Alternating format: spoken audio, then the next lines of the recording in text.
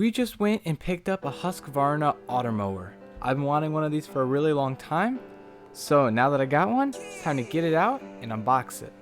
So we actually got this on a really good deal. I think it was like $2,600 or something. It was really good because this one starts at $400 usually. This looks a lot bigger in person than it does in any video you'll see. Even this video doesn't really give it the credit it deserves for its size.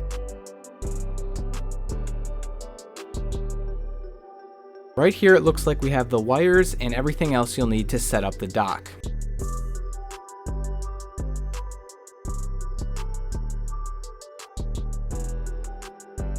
We'll put it off to the side for now.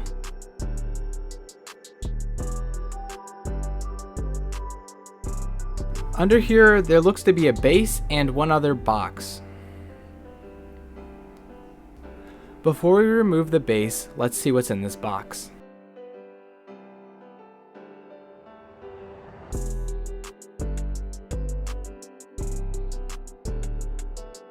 So inside is what looks to be a power adapter.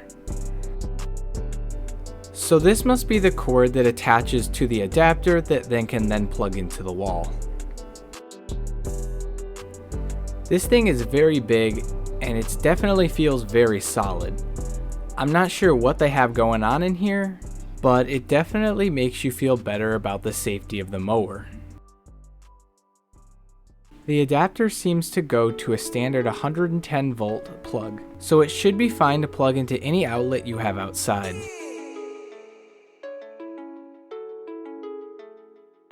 I now just want to take a quick look at what we got in this bag.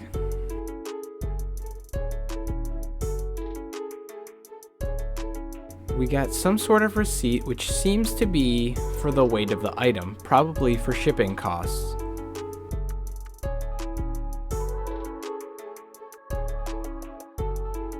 We also got these stickers so you can label the cords when they go into the dock. They even gave you a couple of blank ones so you can write on them. They gave you the stakes that screw into the ground to hold the base in place. Let me pull one out to show you what they look like. It seems very easy to screw in and they feel very high quality. It definitely feels like it's gonna last.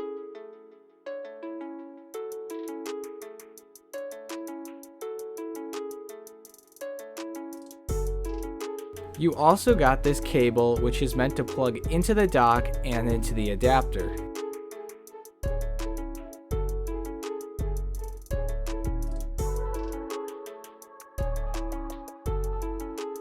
As you can see, it plugs in just like this. It's also really nice that they included a water seal, especially since this is going to be outside. As you can see right here, it clips in to help prevent water damage as well as keeping the connection tight. And then this side just plugs into the dock. Let's move this to the side and see what else we got.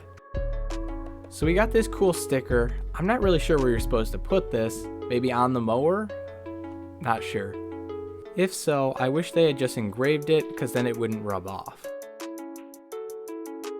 It's also really nice that they included a lot of extra screws and another set of blades.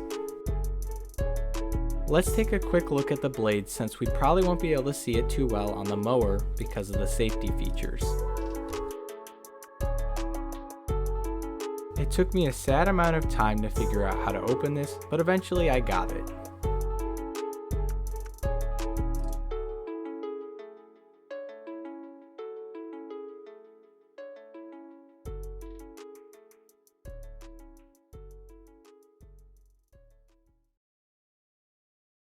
So let's pull out one of the blades. It's hard to get one of them off without cutting myself. As you can see, the blades are very similar to the razor blades you can pick up at any home improvement store. It looks like they give you 8 new blades, which should be about 2 full replacements. Let's put these away and take a quick look at the screws.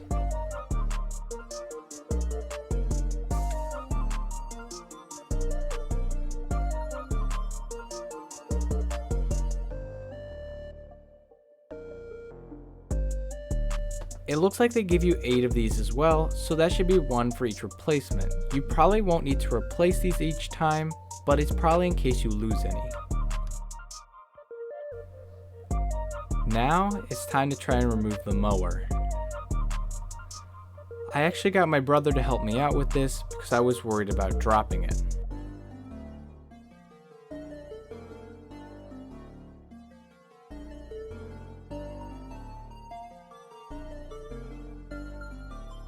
And we're going to set it back here for now and take a quick look at the dock.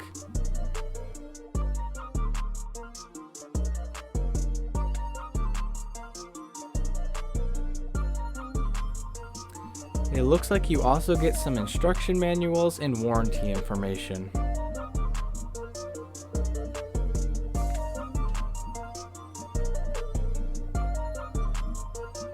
We're going to ignore this for now.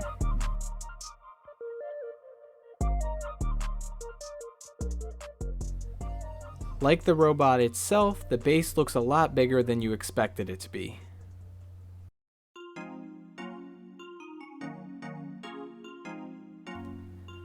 Apparently the wind got impatient and tried to reveal the mower before I was ready.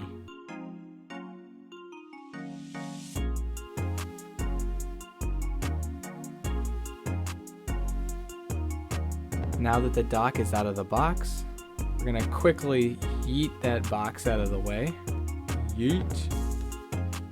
Let's remove the packaging so we can get a quick glimpse of the dock. The dock, like everything else, seems to be high quality. They give you the button on the back so that you can attach all the cords, and when you're done, just clip it into place. On the back, you can see the 5 connectors that you attach the cords to. Underneath the top of the dock, you can see where it attaches to the mower. They also give you 6 holes on the bottom so you can attach the stakes. I'm glad to see the bottom of the dock is not a smooth surface so that it can help get some traction when getting on and off the dock. Now, let's take a look at the mower. This thing will probably be mowing our yard for at least the next 5 years. So it's a pretty big deal. As soon as I remove the protective material, you can see the elegance and beauty of the design of this mower. They truly did a great job designing this. On the very top of it, you can see where it attaches to the dock. On the back, there's a stop button, but I'll show you that in a second. It looks like this thing comes with some decent sized sensors, which they've done a great job of hiding into the design. So to open the back part, all you have to do is push down on the stop button. Once you do this, the lid will just simply pop up, and the screen will light up as well.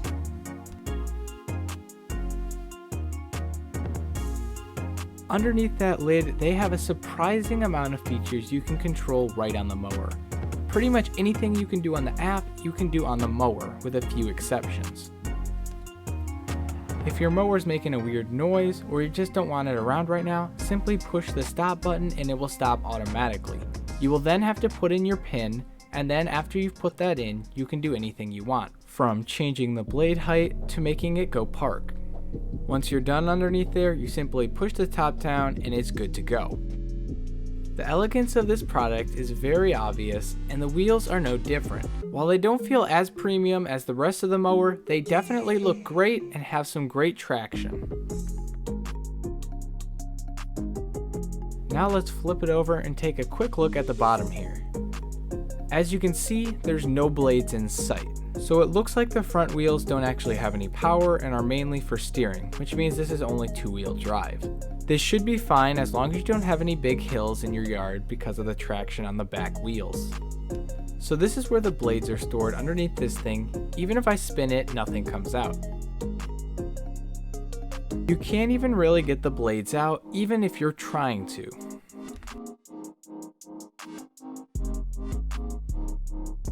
On the bottom, you do have a power switch, so if you're having any problems with it turning on right when you get it, that might be the culprit. There's also this lock and unlock switch. I'm not exactly sure what this is for, but I assume it has something to do with repairs. We're going to put the mower back down and quickly go back to the outer design. Looking at the front here, you can see these beautifully designed LED lights. They're so elegantly tied into the design that you barely even notice they're there in the beginning. I'm guessing these lights are probably more of a safety/design feature than anything else, since the mower doesn't really need it to see. The only time I see these lights being helpful is if you're trying to find your mower in the dark, or if you're walking on your lawn at night and are afraid you're going to trip over it. Once we've got our boundary wire, we'll be able to set this up and see how it works. It is a little disappointing that you have to buy the wire separately, but it makes sense for different sized yards. After that's done, I'll be making a video about me installing it as well as several other videos, so if you want to keep up to date with my content and learn about this new innovative product, make sure to subscribe.